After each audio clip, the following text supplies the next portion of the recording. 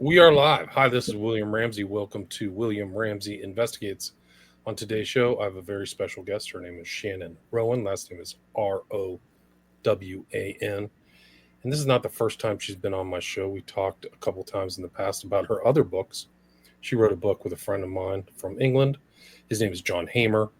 And that book is Welcome to the Masquerade, Prelude to the Crumbing Reset 2022. We're still kind of in the reset or something's going on. And we also talked after that about her other book, Shots Fired, Vaccines, Medical Tyranny, and the War Against Humanity, which really is true and it seems to be ongoing.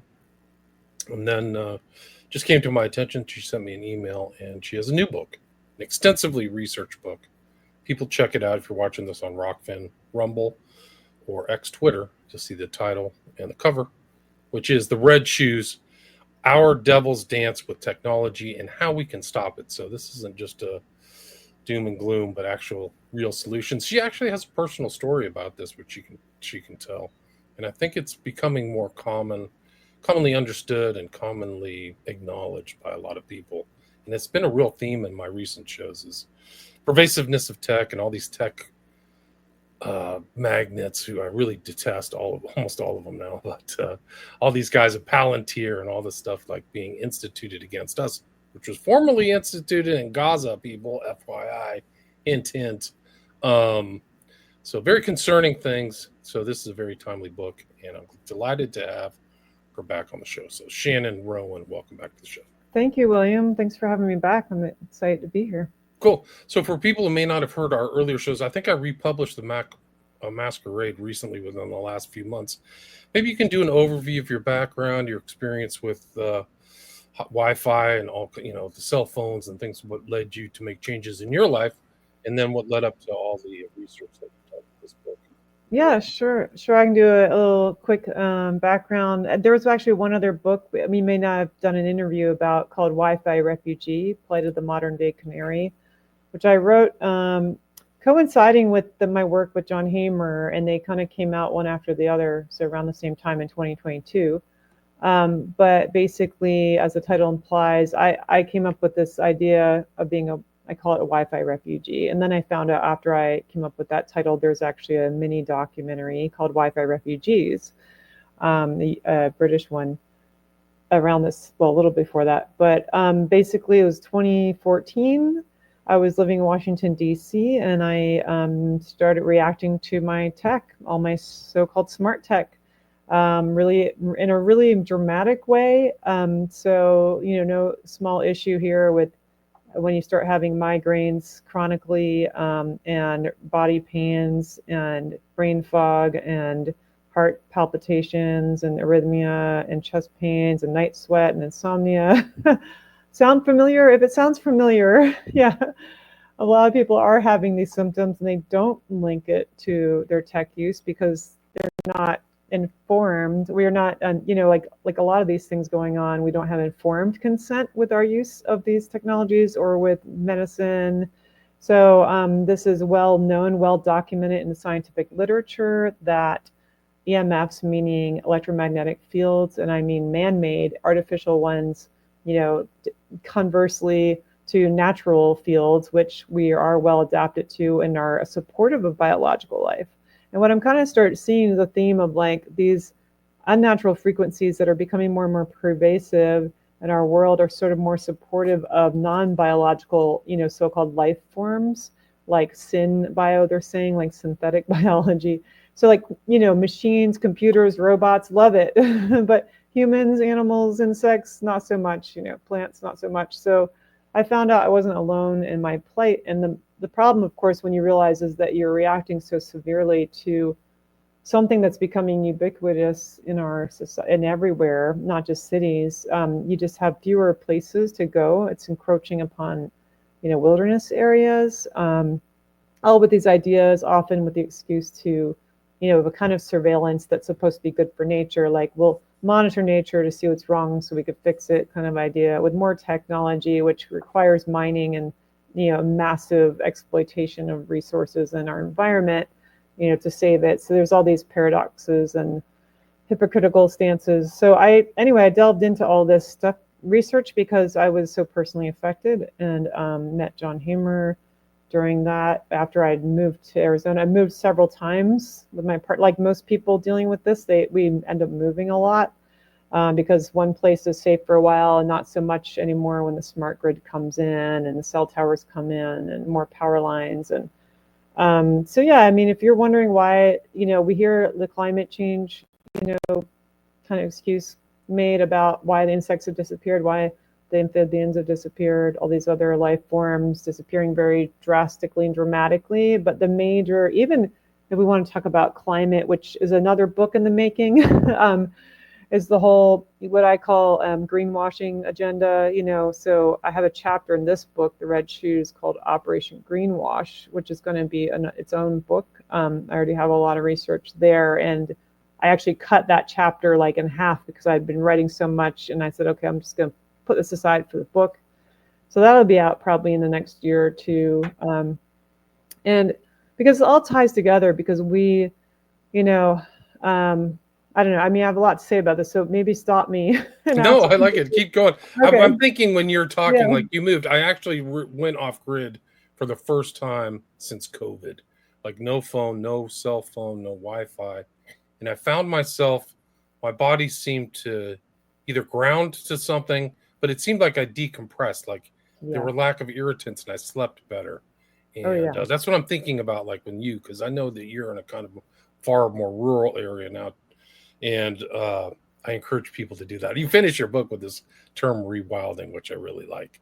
I've heard de-state too, which is kind of overlaps maybe with that idea where like just become self-sovereign or self-sustaining. Anyway, but yeah, why did you name the book Red Shoes? Okay, well, there's a fable, and it's Hans Christian Andersen. Maybe you've heard of, or maybe not. And he had quite a few stories that he put out at the time. So it's about, but this is a retelling of it by a psychologist who wrote the book, Women Who Run with the Wolves in the 90s, 96, I think. And so I like her telling, and then it's like her grandmother told it to her that way. But it's basically, I thought it was a great metaphor or analogy for what we're going through today in our world with this out of control dance. So it's like the tool, it's really about this role reversal between tool and master. So we have our technology that's supposed to be our tool, but it's becoming, the master. It's smarter than us. It's dictating to us what we should do and starting to manipulate us. So we lost that place. And so in the story of the Red Shoes, there's a girl. The main character is this girl. She's called Karen in Hans Christian Andersen story, who's like, she has a self-sufficient, self-made, handmade life that she's living. She's an orphan, but she's doing well, basically living in the forest on her own. She's made her own shoes, own red shoes, which are really, don't look fancy, but they work. And she made them, so she's proud of them. And she's, suddenly one day when she's like, it's a hard life too, at the same time, having to struggle to survive, but more fulfilling, so when we get into this place where we're like, I wish I could have like a more of a life of leisure and ease, something comes along to promise us those things, which is usually an empty promise, right? And it has some kind of strings attached. So a gilded carriage approaches her on one of these days, and an old woman who's partly blind says, I'll take you home, I'll take care of you, I've got lots of money, you don't have to work anymore. So, she falls for this. It's a trap, really, right? So it's like a cage she enters. And when she's taken by the woman to her home, she's made to give up her shoes that she made and her other clothes, and they're burned without her permission. It's like the woman takes all this and burns it. And then she's left, and she's, gives her new clothes, and she's made to like sort of sit still and do nothing and be quiet and obedient, right? Also sound familiar, right? So it's like this isolate. I think there's so many parallels with today's world. Like we'll take care of you. The state will take care of you. Technology will take care of you, but you don't get to make your own decisions. You don't get to be sovereign. You have to stay in your cage, and we'll tell you what that is going to look like, right? As well, and what your life's going to. We'll just do all of that for you. So she gets restless and she feels unfulfilled, and that leads to addiction. And that's why there's so many addictions now. When people are not feeling satisfied and fulfilled in that way that is so fundamental, just that's really based on a lot of survival needs, survival skills, and things like where we're growing our own food, making our own clothes, working together. in communities, doing that is what's really fulfilling, like being creative in your own life, right? And master of your tools.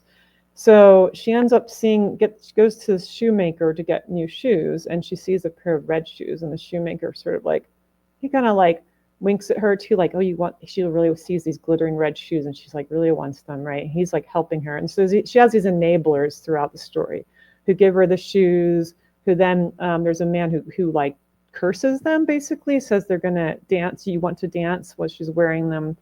And she starts dancing out of control. At first, it's like she dances and it's fun, and then she can't control the dancing, and the shoes dance her while she's in them, and to the point where she's weeks, she's not eating. They're dancing. She can't stop. She can't take them off. She's going without sleep, going without food. All this. So this addiction's totally out of control now, out of her control, and to the point where the story ends with her shoes being cut off with her feet in them. So she loses her total stability. I mean, the symbolism there of the stability, what shoes mean for us, for people in terms of protecting, from the environment, and that vehicle of transportation of some kind. So she had to cut them off, and she's a beggar after this. And one of the most interesting things about this story, and so I use that as the background for the whole book, all these aspects of technology and how these, role reversals happen, and what's all these details of that. So in one case, for example, there's something called gamers thrombosis that gamers develop from, similar to like the vaccine thrombosis, to deep vein thrombosis that causes blood clotting, that often leads to amputations. So it's very interesting that there's at least one story of a young boy who lost his leg because of gaming. So literally people are becoming amputees who are, because of their tech addiction, which is so similar to the story. So, so she's reduced to a beggar at the end of this. And that's what's happening. It's depleting us. We're constantly promised this life of leisure and ease. We're going to have a shorter work week. We're going to, it's going to do all these things for us. We won't have to work. But obviously that's not happened. I mean, look where we are. Look what's happened with even just the first industrial revolution. Now they're saying we're in the fourth industrial revolution. And like, along with each one of these, we've lost sovereignty. We've lost our own ability to create our own lives. We've lost leisure time. Like we're all so busy. Everybody's complaint that I know is too busy to meet in person, especially too busy for really life, like fulfilling things that we really need to meet these needs. And so technology offers us all these counterfeits. So the counterfeit red shoes, right? Not the real ones. So it's like counterfeit connection, counterfeit fulfillment in terms of like our need to, create things or solve puzzles or, level up in a game, like feel like we're doing something fulfilling, and it's a counterfeit. So we're left always wanting more, which is what any kind of drug does, right? Right. So right. That's why Facebook had the like thing. It gives you dopamine. You just keep hitting the like button or trying to get for likes on TikTok or anything, even on X. I have to claim to do it as well as somebody as a content producer. But it's interesting. Like I've had this other theme, like in my life, and the social media is this real discontent of people kind of screaming into the void of their social media. Like, I'm not making any money. This is really unfulfilling. I'm never going to own a house. They're howling into this thing that's probably been part of the reason why they feel alienated or unfulfilled. So it's kind of like interesting. It's almost kind of like that second part of it, like where it becomes your master and you realize it and you're like, but you still have it in your hand talking to other people. It's really something else now. It is. There's so many levels. It's so interesting when you step back and see it, kind of frightening too. And I've only had the opportunity to really step back because of the need to do it, because of the pain it was causing me. But I've also seen how even in a lot of people who are sensitive like me still have an addiction to technology, because let's call it dependency even. We've kind of, everything's been structured so that we are dependent. Like we all have to use internet somehow. So we try to make it, more less painful. So like I have a wired connection, which is hard to come by, but you wire it instead of having wireless. But at the same time, the screen emits toxic actually chemical fumes off gas. People don't even aware of the lithium batteries are releasing fluoride, which is interesting because it makes us apathetic, right, to breathe that in. So there's these screen emissions. There's things we touch that, toxins, or everything is toxic about our technology. And we're always, so interacting with it is already going to make us like, less well than we would be. But there's an addictive component to using the internet, even for research, and it's designed that way. And this is what I really unpack in the book, is like, I wanted to see this myself, because the main reason I wrote it after all my other books is that I've been wondering why people don't want to hear that EMFs are harming them, that their cell phones harm them, that it can be causing a tumor or Alzheimer's or what they call digital dementia now. All these things they suffer that they don't want to have happening, but they cannot link it. They don't want to hear it. And I thought, well, addiction does that, right? Who wants to hear that their addiction's causing them harm? They won't. There's major denial, So I thought, well, maybe I need to look at that. And doing it was really eye-opening for me. Kind of thought, any researcher, you sort of like think you get to a point, you're like, I know everything. And you realize you know nothing. There's always more. But I saw my own sort of toxic dependency or relationship with this, that I'm having to pay more attention to. And as a researcher, you get, the carrot for me is like information, right? It's like more information, more, because there's always more.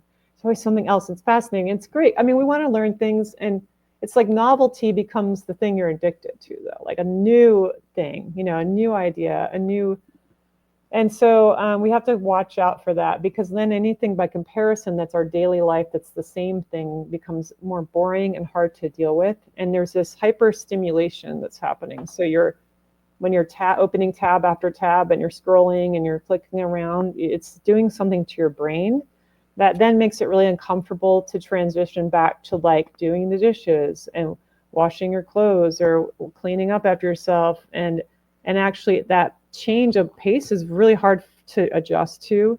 And so it makes people really grumpy and irritable, and they get like snappy with each other, their spouse or children. And so we're starting to like mistreat each other more and more, and kind of then cling to like our shield. And this is an emotional shield too. So we see how people treat each other online with this shield, with this anonymity, that they feel like they're anonymous. They feel like, it's a different feeling. Like when I even email somebody versus talking to them, there's a totally different way we think of the other person. You not really like this thinking of them as a person so much. And texting, right. It's almost like two-dimensional or something. Yeah. Yeah. Like even us just talking right here. Oh yeah, I'd be very different in person if we could meet in person than the screen. But so technology is always trying to offer a solution for the problems it's causing, to keep entrapping us. So of course Zuckerberg, it's like, oh, the metaverse and all these other. You're going to have 50 AI buddies. You'll be happy. Yeah. You won't have any actual authentic friends. You won't even have this. You won't. Imagine the day where like you can be replicated, or I could be replicated. Yeah. I could have a conspiracy research buddy, right? Like, imagine how dark that would be. Is like your best buddy's fake, but he like mirrors all of your interests, Right. Or the hologram. Well, they're starting with the AI, the AR, augmented reality, and then virtual reality. So it's like they want to make these meetings that we're having, like these platforms, so that they feel more three-dimensional. So there'll be even like a hologram version of you in the room. So we'll feel like we're in the same room, and it'll be called presence. They call it so eerie. They call it things like presence. We're going to create presence in this like alternate universe. That has a really dark meaning in like the occult or the Order of Nine Angles, because you presence these entities. Oh, right. Like it's a weird overlap. When you said that word, it kind of gave me the creeps. Right. Yeah. It's creepy, but they're trying to normalize it. And a lot of creepy things have become normal in the last few years pretty rapidly, Right. You just like what has technology done for us? There's so much that's bad. You just like the AirSats relationships or Kindle or Tinder or porn or all this other stuff. Like there's a whole like one of the things that these terms I have to learn as somebody who's older, but like they have a term for porn addicted men. It's called goomer or a coomer or something like that. Oh Like no, it's a I whole. didn't know that either. I don't know that either, but there's like a whole, like it's a real thing. Oh man.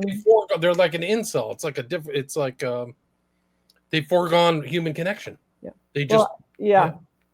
And that's in my book too, about the relationships and pornography and things like I mean, robot dolls, sex dolls, like AI, very hyper realistic. Elon's telling us we're all going to have one. So like, Oh imagine like, gosh. yeah, I mean, It's so creepy, but it's like here the story that really gets me is there's this Japanese man. I tell this story in my book where he has like he has like 100 or so hyper realistic, sex dolls. Not even like not robots yet, but like almost. So they look really real. But he can't. One's not enough. He has to have this whole apartment full of them. Japanese man, and he says like he admits he can't love a real woman anymore because they could cheat on him. He doesn't own them. He actually said that I can't own them 100%. I own these girls, these women belong to me 100%, And so this idea of like that you need to own somebody. And I mean, we're like, it's just changing, it's really making it more and more difficult for us to actually have good, I mean, it's already was hard to have good relationship, intimate relationships. And now you're just making it that much more challenging, which obviously could mean the depopulation agendas. There's so many things that like this is involved with because the sterility that's happening and just from our exposures to the screens and to the EMFs inherent to them, and then couple that with like the inability to communicate with each other, the inability to have emotional connections, to have empathy, and then but wanting something, and again the counterfeit is presented. So it's okay, you don't have to have, human relationships feel harder and harder as we lose these skills and we lose the practice of being together, but we're lonelier and lonelier, and we keep trying to fill that void and it doesn't work, and that's why it just becomes addictive, and it's never enough. It's just the high, it just becomes the drug and the next hit, the next more with pornography it's like that hyper stimulating images that's like it's never enough. Then you have to have more of that, it has to get crazier, and then you can never have that with your partner, and so it just changes our ideas about everything that related to intimacy. Then you think it's reality. Like I heard it gets so extreme that then that's extreme behaviors supposed to be modeled, like really demeaning stuff toward women and like horrible stuff. Like so it's a distorting our reality. Like it's almost like a dark mirror or something. Like I think that it's perfect that Teal called it Palantir, right? Because I mean it's like something out of a fantasy land, because it kind of is. And it's just it's changing and morphing all of us. It's not just porn or dating or stuff. Like I've gone to restaurants and they just give the kid the iPad and the parents are on their phone. It's incredible. They're not talking to each other. It's actually very eerie and unnerving to see it. Like they're not even communicating with each other. The whole family, all four of them, are on a phone. It's almost like a joke or like something that's like I know. Yeah, it's unbelievable. Like put down your phone. So there was a disturbing statistic I have in my book that the quality amount of conversations parents are having with their kids it amounted to like 20 minutes per week total. Wow. I mean, and this was years ago. I mean, this is that's nothing. And I don't have a smartphone. I don't have a cell phone. I walk around the world without that. What a friend of mine calls a robot appendage. But I don't have that on me. And I look around me and it's like, yeah, you just see the screen. There's always a screen. It's just people are holding them constantly and they're walking around. Even if somebody knows me, they'll wave me, but they're like, wave, but like, on the phone. It's, oh, this person's more important. The person, and it's like that message we're constantly getting that the thing on the screen, that other whatever person, even maybe it's not a person anymore, it's a robot or your AI buddy, right? And that's more important than you are to all these people in your world around you. So everybody's suffering that, like that you're second to that, like you're taking the back seat. But like that should never happen. It should always be the person in front of you, the person next to you, right, getting your attention. Right. So it's a depersonalization, which is never a good psychological state when you're depersonalizing the other or whatever. It's just like I'm It's changed so fast. It has really changed so fast. fast. Like, I mean, you and I are probably old enough to remember putting a dime into a telephone Sure. cable and actually putting your phone down or only having one line. So, like, Jane, get off the phone. I need to call Yeah. my brother. Like these are actually were good things. Yeah. Like at least somebody could put down the phone and wait to call your buddy or whatever. Like now it's just saturation. People Oh, get yeah. up in the morning and reach for their phone and they don't put it down till they go to bed.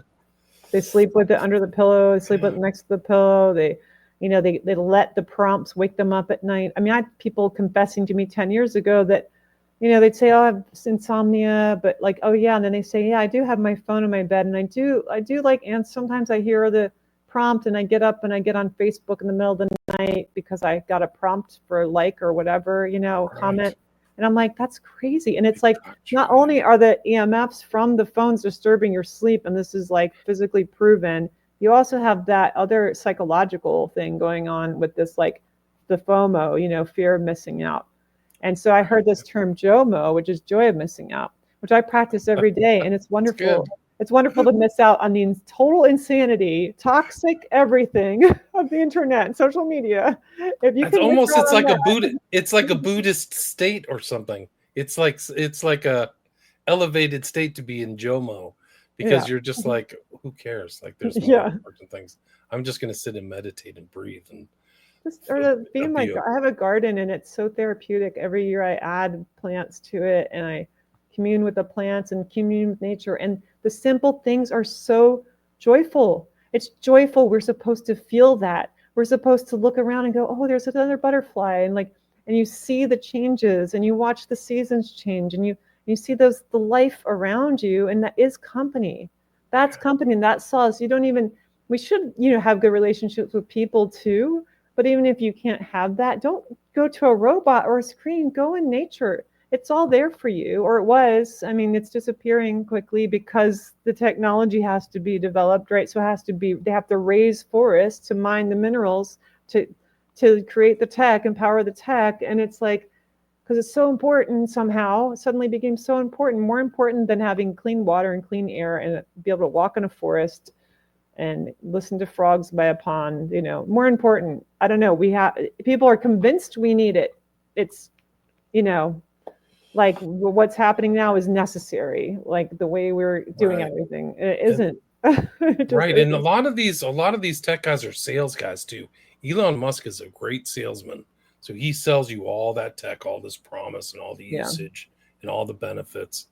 And are the payoffs there. You made him rich. You made all these guys rich, AI guys and Yeah. stuff. Oh wow. But I mean, he's amazing because he's always like warning about AI and how dangerous it is, but he's always developing it. He's the first to develop it. But then we have to get the brain chips, the Neuralink, which is calling telepathy now, to link to AI, because otherwise it's going to outpace us to be smarter. So, and then he's supposedly going to terraform Mars, which is a total joke. That's not going to happen. But like, because maybe something will go wrong with the Earth. Oh, like you beaming tens of thousands of 5G satellites. Oh, no, no, it may have right, something to do with that, or your right. Tesla vehicles and all you're mining for all your batteries and all your I mean, like, are you kidding me? And he's now the richest man in the world.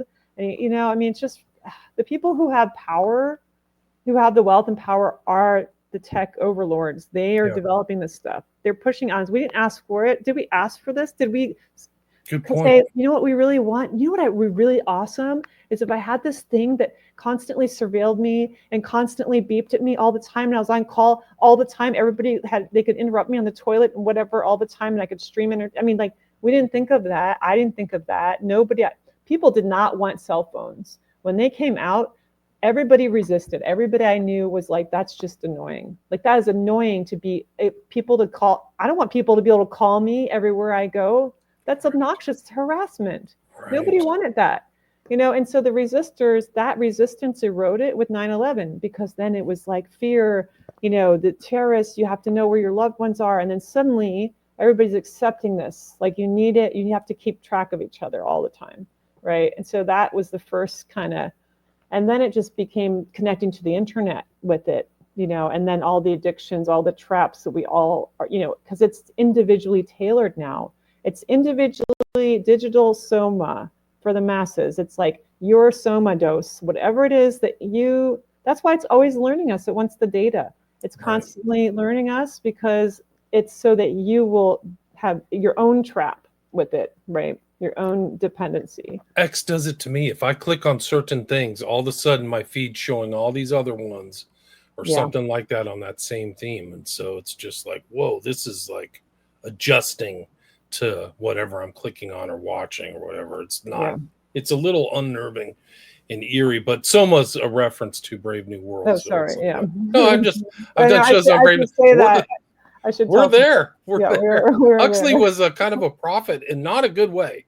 Not Mm-hmm. like one of these beneficent prophets, but like more of a tech guy who knew Crowley too. But I'll repost my Huxley Crowley stories. But like, Orwell and Huxley, and yeah, yeah, and they didn't they know each other? Orwell was taught by his yeah, he was taught by father, Huxley.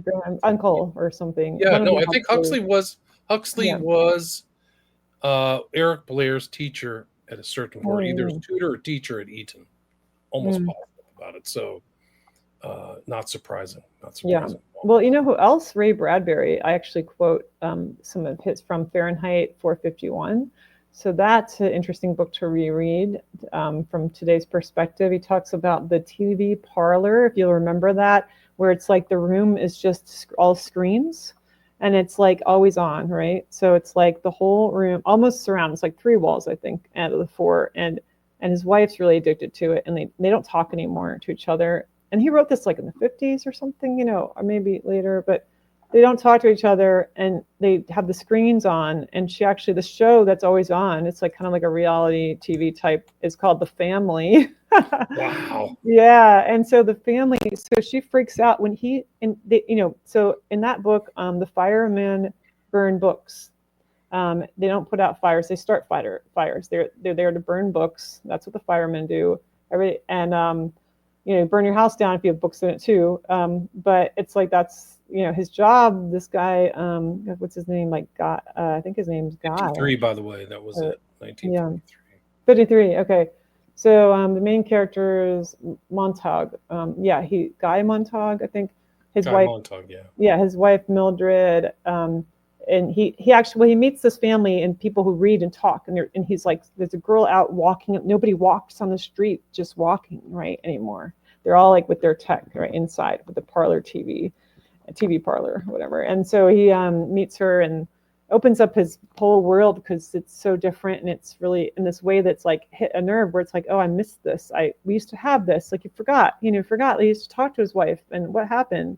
And then, like, when he tries it, she's not listening to him. He wants to tell her about books, tell her about these people he met, and he wants to start reading books. And he's like, kind of has this contraband he's collecting when he's supposed to go burn them, and he's hiding it and putting them in danger. But she freaks out when he turns off the parlor TV thing, the family.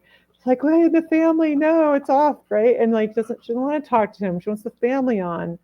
They're so funny, and they make her feel good, the colors and all these things, So, really interesting to read that now and see that that's happening. I mean, it's the worse than that because people carry it with them. It's not just in their homes anymore. It's everywhere they go. The screen is there. It's worse, yeah. One of the unnerving things that I find is at night, like in my suburban city that I'm in, is to walk around and just see people's rooms flash, kind of like the parlor, almost like a hypnotizing thing. Like from the outside, they don't see it, but you can just be on the sidewalk, boop, boop, boop, and the noise. And I'm like, this person is subjecting themselves to crazy stuff. I'm like getting mind controlled. Like, it's really real. Like, if you're watching the average TV show, 20 minutes of it is just corporate propaganda, like for pharmaceuticals or something. I don't know what it is, but I don't watch it anymore. My life is so much better not watching regular programming. Oh, yeah. It's called program for a reason, but it's like, it's not that far. We are in a science fiction book. Like, there's that kind of infamous meme, your Brave New World, Fahrenheit 451, 1984, and they all kind of intersect, and you're there. We're there, baby. Yeah, it's here now. It's not a future thing anymore. Yeah, it's not the future. It really is, and it's ramping up. Like, their designs are really dark. I had a family friend, who got the Oculus thing, and he got tripped out too because he realized the goal for that Oculus is just to have it on your head for hours a day, like literally. Like, he was just like, holy crap, I got it. Like, I Whoa. don't, yeah, he had the opposite. He took to it and then like rejected it as like a technology. And I've seen certain technology rejections, much like Google Glasses or something like Yeah. that. So it is kind of out there. At least, we're having this conversation being Right. conscientious about it. But some people are in there, man. They It's, are. I mean, some of these things we shouldn't even engage with at all to try. It's that dangerous. And this is what I'm learning too. It is like they're calling it digital heroin, digital behavioral cocaine, because in the terms of chemistry in your brain and dopamine, all this, it's the same. I mean, you're letting kids do cocaine, you're letting them do heroin. It's like this is serious addiction, and it's accepted. What's really disturbing is how accepted it is and how pervasive it is. So it's socially acceptable, but it doesn't mean it's not totally destructive, and it doesn't mean that people are neglecting their self-care routines and their families and all these things. So so a lot of what I try to show, teach people, readers in the book, is like, look at your self-care routine. Is it suffering, and why? Are you showering regularly? Are you eating regular meals at regular times? Are you resting? Are you getting enough sleep? Are you exercising? Like basic stuff. And if you're not meeting that, and I guarantee you most of the time nowadays, it's because of the screens, because of this. It's like that's interfering. And either it's your shows or your social media feed or your emails or whatever, it always takes up more time than you intend it to take up, and then you're left with like, oh no, I didn't do whatever, and you kind of skirt by with the basic bare minimum. And we were primed for this. I mean, the whole pandemic thing warmed us up for this. I even saw an article, and I've quoted this a couple times because it just really hit me. It's like saying that that humans warmed up to machines during, like, they're like, it's good, Sure. yeah, Good because point. and there's this whole pandemic within a pandemic. It's called screen addiction. I found an article about that. How statistically the massive change that happened. So we had 9/11, then we had the COVID thing, right? Massive change, social changes happening in a short period of time, totally orchestrated, but like predictable, right? That we would be locked down, isolated, like the girl in our story, the red shoes, isolated, nothing to do, no human connection anymore, no meaningful interaction with other people and your nature and environment, cut off from all these things that fulfill you. And what do you, but it's okay, because here's what you can watch on Netflix. Here's what you can do while you're so bored and you feel crazy. Just here's your drug. Here's your soma. Don't worry about what's going on and all the, how this is affecting you or your families. And statistically, like how much, Zoom took over, and how much like the usage of screen time and cell phones and kids and everything, like, I mean, just jumped like 400%, 1,000%, like during that first, those, just 2020, 2021.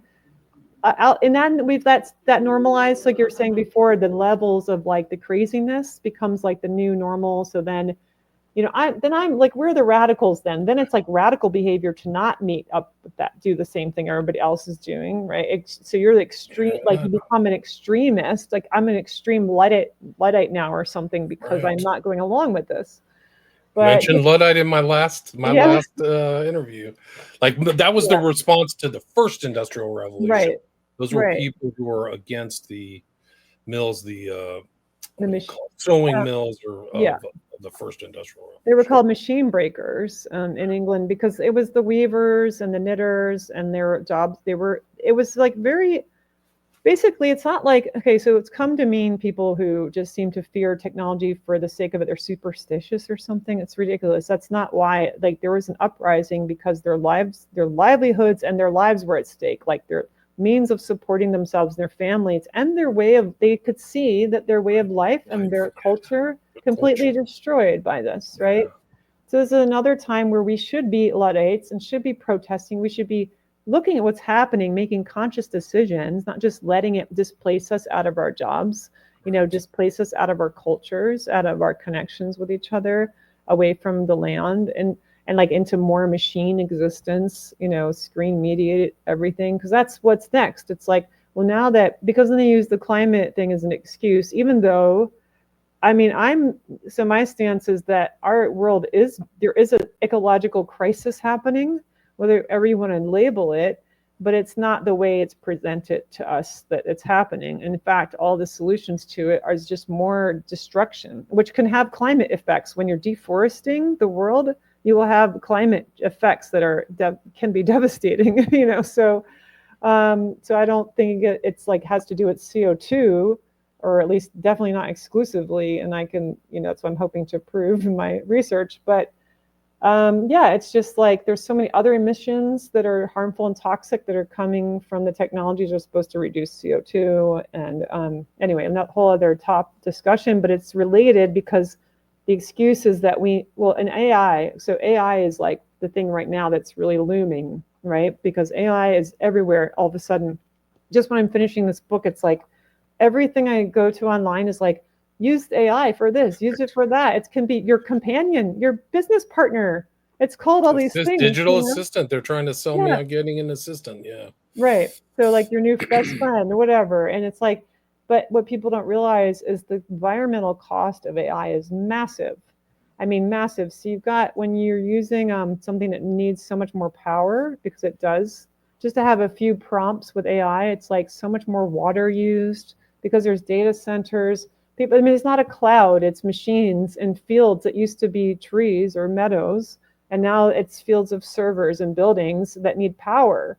And so all of this, and then the mining, and like there's just this, you have to look at the big picture, which is not what we're looking at all. And it's not presented to us that way. It's presented as magic, as like a magical thing. And that's the enticement, and it's a cloud, and it's just a superior intelligent being that's going to help you through everything and guide you in your life. Big brother. It's your big brother. There's nothing sinister about it. No. And that's the interesting aspect people leave out of like you said about the Luddites. Just want to go back to that point. Yeah. It's not just about the economic things. It was that they were against the culture.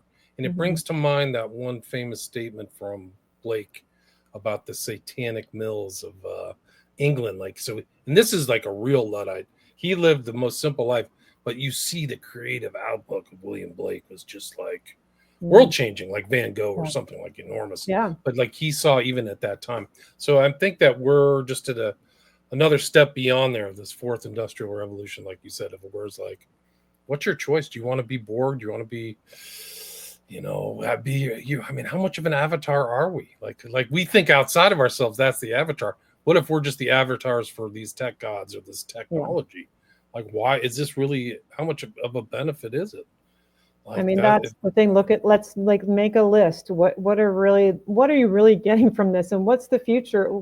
Seventh generation thinking, like next generation, seventh generation, like, why aren't we thinking about what is going to happen as a consequence of this, of what we're doing?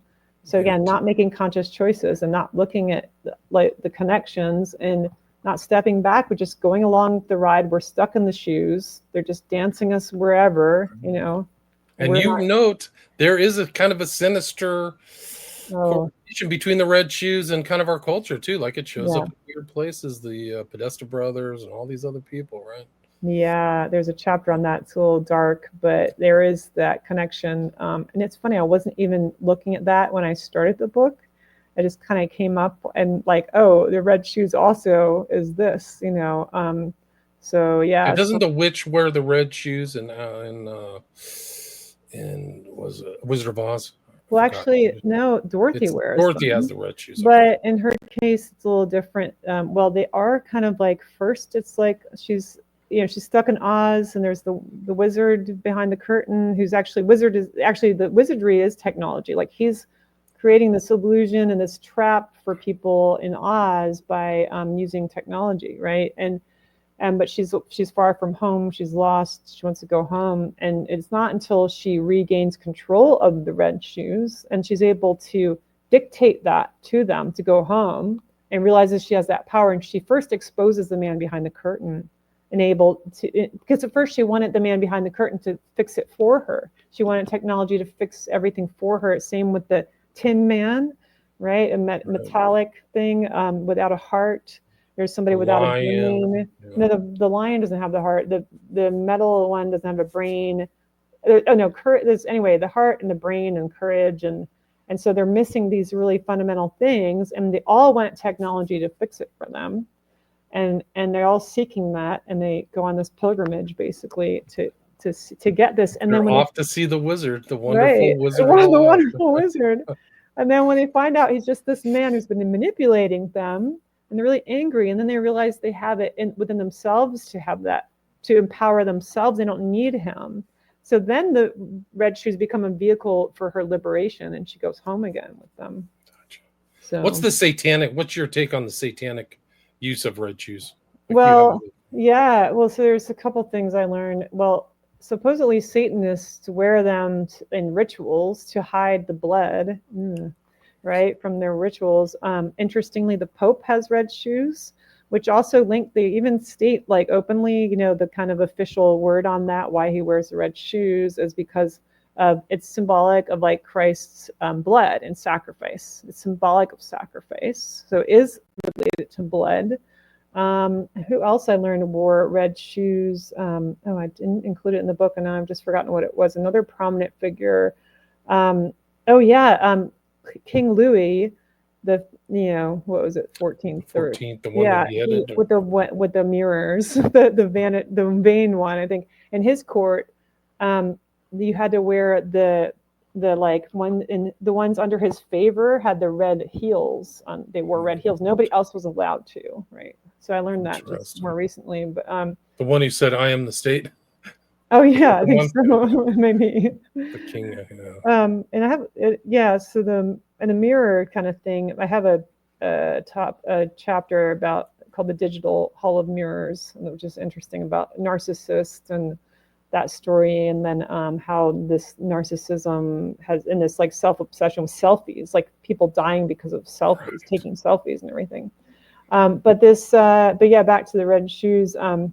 Also rumored that they are made from sacrificed children, like the skins. And so they're interestingly, Hollywood elite have a club called the Red Shoe Club, and they wear red shoes. And there's some definitely like rumors there, and because it's very secretive, and there's weird stuff with Tom Hanks was in a movie called The Man with the One Red Shoe. Wow. And then he's been accused of being a pedophile, and he actually had those creepy posts on Twitter, well now X, but actually stuff about X's. There's a lot of symbolism with X's and in our world today. And so Tom Hanks takes these pictures of shoes, like a missing single shoe and a glove, and there's one that's like a kind of pink shoe that looks exactly like one from a missing girl that he posts about. So it's just kind of some creepy stuff there and the thing is that I tell a real story about that's provable about what happened in Belgium. I start that chapter off. Dutroux. Because people need to remember and understand that like it is a real, pedophile rings are real, and the fact that they involved like high-ranking officials is real. And it went to the king. Yeah, it was the king of Belgium. They couldn't prosecute him because the king is not prosecutable.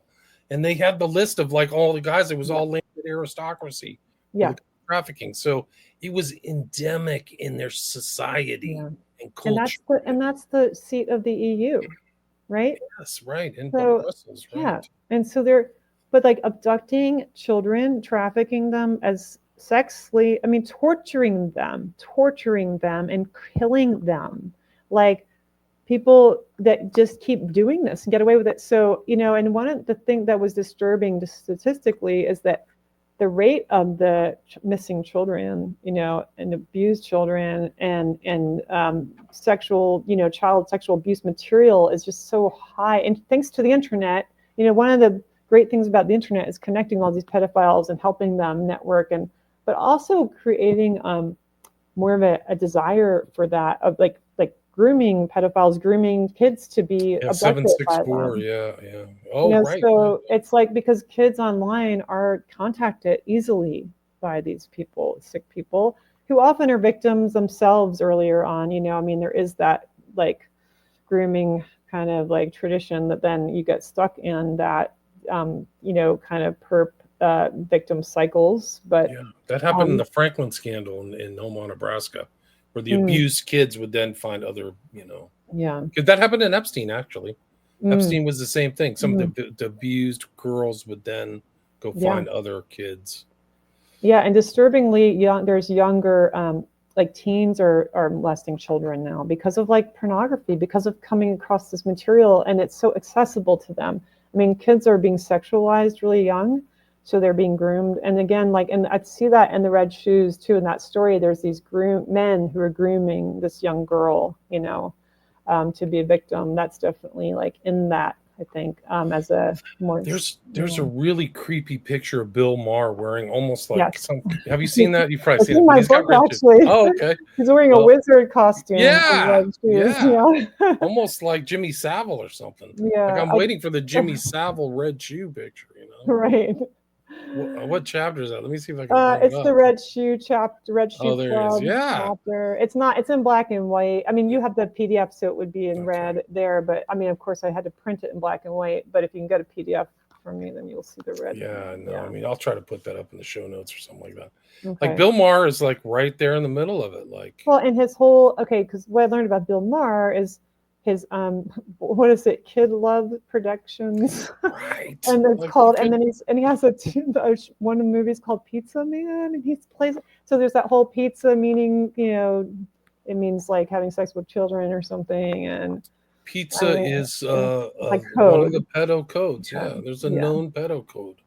Yeah, and the pedestal link with that, and the comet ping pong and the pizza. So there's all this.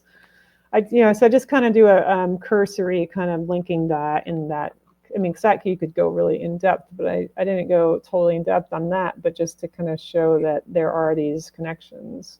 He's a thought leader. Bill Maher really is a thought leader. I mean, amongst that crew, but he's obviously in on it. So he's initiated on something. Like, I mean, I don't know what it is, but if you're wearing those red shoes around and dressing like that, it's super suspicious. But it's like, they're the ones who are kind of a lot like, there's not a lot of pushback on Bill Maher about a lot of the dark stuff that's happening. And I think that's indicative. I think that's like one of the reasons why this pervasiveness of all this, like he's not saying, we should make sure nobody under 18 sees hardcore pornography or something like that. It's like that. I mean, just like you said, this 764 thing came out of 09A in part. It's just incredible because it's teens abusing teens or even younger kids than that, like going on Roblox or Fortnite or something like that. It's you never thought it would get to that point. No, all by technology too. And this is Brave New World, the beginning of Brave New World. Just read the first chapter. The kids are made to have sex play with each other. They're raised by the state and they make them have sex play. And if they don't get involved in it, something's wrong with it. They get counseling, because you're not supposed to hear. This is an attack on intimacy, which is also an attack on sovereignty, because you lose, it's depersonalization, right? And then you lose a sense of yourself as being worth something and not being an object. And in Brave New World, they constantly repeat, everyone belongs to everyone. You're supposed to just give yourself no boundaries, right? Tech has no boundaries. It's the ultimate boundary violator. And so this is like setting people up for a lot of pain and a lot of disconnection. And when you have the pain and disconnection and you lack empathy, you don't learn empathy, you don't even experience it. I mean, there's more violence, it's more abuse. That's what that produces. Disconnected young people are troubled, get a gun, whatever, shoot themselves, torture people. I mean, then it just becomes like they're disconnected from it. It's just like a game. I mean, when you're watching this stuff, you're watching people abused online. It's a game. It's not real. It's like this derealization too. What I call it, depersonalization, derealization. Disembodiment. Like, so total disconnection. And it's having devastating effects, just more pain, more suffering. And the children especially are the ones, really feeling this and that are targeted. And if anything, we should be trying to protect children. And one of the questions I raise in the book is like, when we look at what tech is doing for us, if the result of it is that our children are more, and women and children are more vulnerable to predators and being trafficked and disappearing, and we're not safer, right? Like the illusion is that we're safer for the surveillance. It's not. They're not safer online than outside. Parents think their kids are safer on the internet than going outside and playing in a playground. It's just not true. There's there's child porn. See, they call it CSAM now. Yeah. But it's endemic in Facebook. Like Yeah. Mark Zuckerberg is facilitating that for Mm-hmm. what, and he winning in front of Congress. He's Yeah. either doing it for blackmail or getting information on people. They could stop it right away. Why don't you use Palantir? You I can know. find it and stop all this abuse and like They bust don't. people. They don't because they don't want to. So it's not making it better. Yeah. And then like the kids used to be kind of like almost sacrosanct, like in Violet, like protect the kids. Something happened in my lifetime where that's gone. Like in the tech Doesn't matter now. facilitated, yeah, it Yeah. doesn't matter. It's Just like, like don't. it's Brave New World, expose it to it. Yeah. And there's some comments of these young boys like talking about like you just couldn't like, wow, you're like almost like a dirty old man the way you think. Yeah. You're a 12. Your brain isn't even like fully So formed yet. You're not a fully formed frightening. person. Yeah. Yeah. So they're Right. definitely different. That's why they can do the 764 stuff and Yeah. scarring and just like I I mean know. some of them end up going on and you can kind of actually see their change through the internet. Like they're like nice little 14-year-old kids, Mm. and then at 18 they have that dark-eyed Mm. view, like they've just Yep. absorbed like a bunch They've of dark seen it all. They've seen things they should never have seen, and yeah, I mean, Facebook knows. I mean, Meta, the company, knows this is happening on Instagram, Facebook, whatever, and they let it. And this is a couple of my chapters really explore this, how the proof that they've known and they can stop it, and they don't. Oh, they'll censor stuff, conversations like we're having. They'll censor that right away. They'll censor anything that threatens them as That's a why I'm not power. on Facebook. I refuse Yeah. to be on Instagram or Facebook. I'm not. They No. they would not let us have this conversation. Mhm. Certainly not about our earlier conversation on COVID, and No. nothing about vote fraud because it's endemic. Vote fraud. It wasn't just 2020.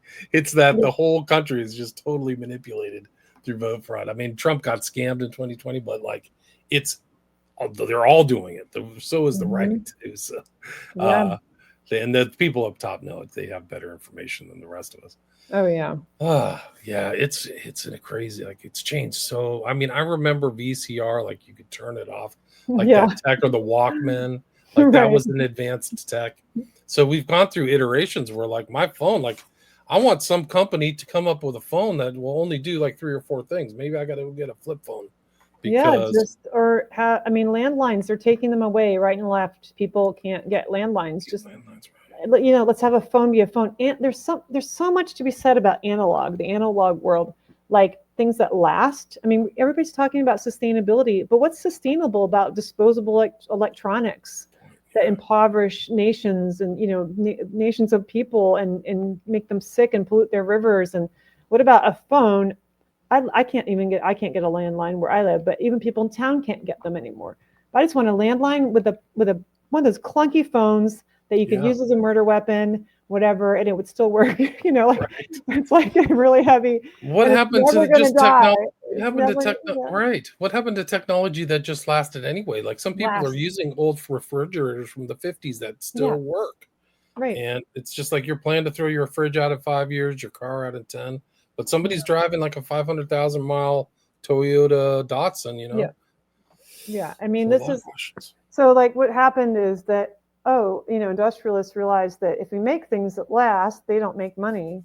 I mean, it really comes down to, and, John Hamer gets into this a lot. And I, learned a lot from him about like the Federal Reserve banking system and this model. Like, so it really comes down to like, if you've got these shareholders and they want to see profits, whatever, like it has to keep, the growth cannot stop, but the growth is that it has to stop at some point. It's just the cost is staggering. You can't just keep that model going of cheaper, disposable everything. It's insane. So it's the red shoes. Everything's like, to me, it's like this red shoes dance. It's completely out of control. We're going to dance ourselves over a cliff off the edge of the planet, or whatever, into oblivion.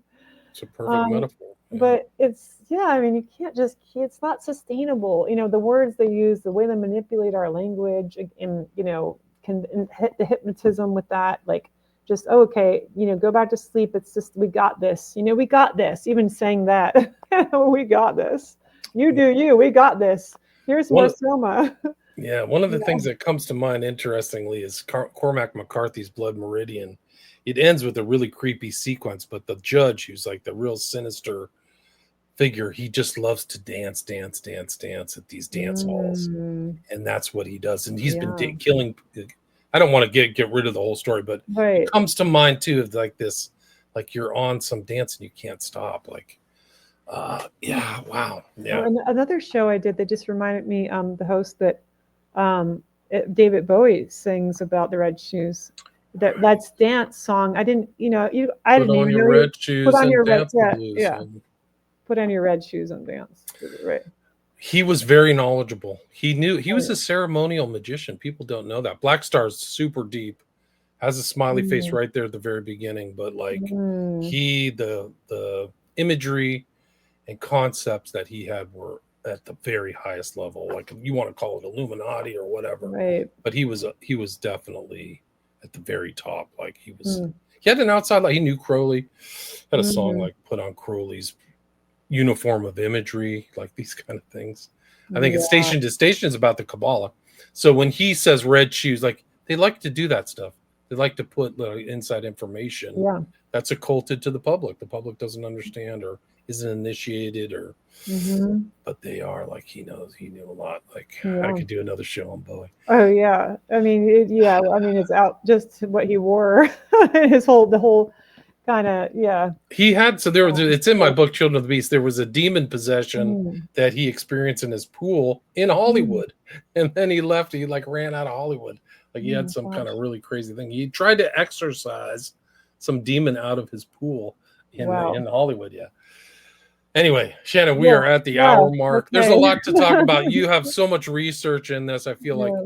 we've basically covered like 10%. Right. Um, is there anything you'd like to add before we wrap it up? And then tell Yeah. people where people can find the book. Yeah, I mean, it is like multiple books in one. When I get into dot connecting, I'm sort of like sometimes like, oh, what did I do? I try to make it as short as possible, but did a lot of editing, but it's still kind of a tome. But yeah, you can get it at Amazon, which I know is kind of the devil itself as well. But it's going to be on Barnes and Noble within like another week. So everybody says they want to have that option, but then I don't see people buying on there as much as Amazon. But I'll take it completely off of Amazon if you want to buy it on Barnes and Noble. But yeah, right now, and I'm actually only going to do print because I really want people to read this in print, because it's just what I learned. What happens with the brain when you're trying to read on a screen, not just that the screen itself is bad when you're reading, but like it's very distracting and you don't really absorb the material like you think you are. So if you read the print, it's like totally different experience. And you could contact me for a signed author copy if you're in the US, and my website is wifi-refugee.com, meaning it's Wi-Fi refugee with a hyphen in the middle.com.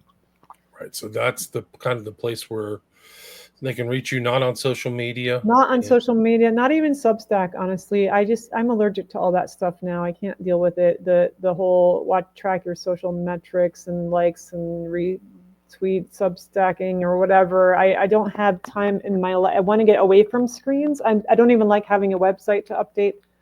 So, I'm trying to like break free of this. So I'm not trying to get more involved. And, we don't own the platforms. Like they're always changing it, right? So when you don't own the platform, you're sharing your, because people make the excuse, we have to use it because we have to get this out there. But it's going to change. I mean, I realize that just being on like Amazon, they could just pull it, right? Anytime they want. So it's when we need to start building our own, like fashioning our own red shoes, like build our own territory, or to have a success, really long-term successful businesses, right, are going to happen when we decide like we're going to support ourselves, make our own platforms, get away from this, right, and start as much as we can. I mean, we're all somewhat trapped in some way with the way we in our societies, but we can keep trying to disengage and free ourselves as much as possible. Amen. We could do like a movement called like tech exodus, like get out of Egypt and go Yeah. to some promised land. Do whatever you can to kind of get out, but Yeah. it's something. And I like that the violation element that you talk about, because tech, it's supposedly they sell it to you as a benefit, but it's actually violating your sovereignty, your personality to a certain extent. And Yeah. even Substack has those like things like where you're checking all your stats. Yep. That's a dopamine It is. enhancer. Oh, I got one more new Yeah, follower next week. I can't do it. I tried. Yeah. I tried for No, 2 weeks, and I was like, no, I just can't. you're on the tech hamster, dopamine hamster It wheel. is. There's no It question is. about it. You can't get out of it. And I tried to turn off the alerts. I kept getting them anyway, and then it was like by the time they were turned off, even when you go on it and navigate the back door of that, it's the same stuff hopping up. So popping up like this person liked this or shared this, and do you like yeah. We had 159 live listeners, so thanks for listening, everybody, on X, Rumble, and Rockfin. Thanks a lot for tuning in. And also, I'd like to mention Shannon's other books. So we did an interview about shots fired, vaccines, medical tyranny, and the war against humanity.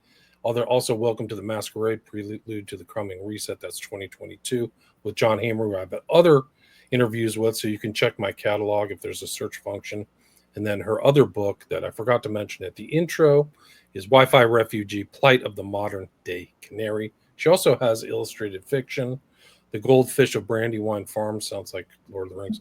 And Salty in the Sea Hills. I know the Brandywine reference, I think. Maybe I'm wrong. It's not. It's actually just was the name of the street my parents lived on. Nice. I think that there's something in the Shire. That would be funny if there was, and it could be. It wasn't intentional if it was. And her website again is www.wifi-refugee.com. And the author again is Shannon Rowan, Rowan. Full title of the book, The Red Shoes, Our Devil's Dance with Technology and How We Can Stop It. Thanks so much for your time. Thank you so much.